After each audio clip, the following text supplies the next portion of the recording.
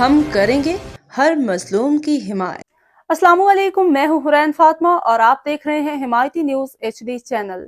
نظر ڈالتے ہیں آج کی اہم خبروں پر۔ جناح انٹرنیشنل ایئرپورٹ پر مبینہ کرپٹو چوری کی خبر بے بنیاد قرار۔ کراچی۔ ترجمان پاکستان ایئرپورٹس اتھارٹی نے جناح انٹرنیشنل ایئرپورٹ پر مبینہ کرپٹو کرنسی کی چوری کی خبر کو بے بنیاد قرار دے دیا۔ ترجمان پاکستان ایئرپورٹس اتھارٹی نے اپنے وضاحتی بیان میں کہا کہ بعض ٹی وی چینلز اور سوشل میڈیا پلیٹ فارم پر کراچی ایئرپورٹ پر مسافر سے کرپٹو کرنسی چھیننے سے متعلق گردش کرنے والی خبروں کے بعد پاکستان ایئرپورٹس اتھارٹی نے معاملے کی فوری طور پر ایئرپورٹ سیکیورٹی فورس اور پولیس حکام کے ساتھ مل کر تفتیش کی۔ پولیس رپورٹ کے مطابق فیض یاب نامی شخص نے عدالت میں درخواست دائر کی کہ 4 افراد نے اسے کمرے میں لے جا کر اس کا موبائل فون اور پاس ورڈ حاصل کیے اور کرپٹو کرنسی چوری کی۔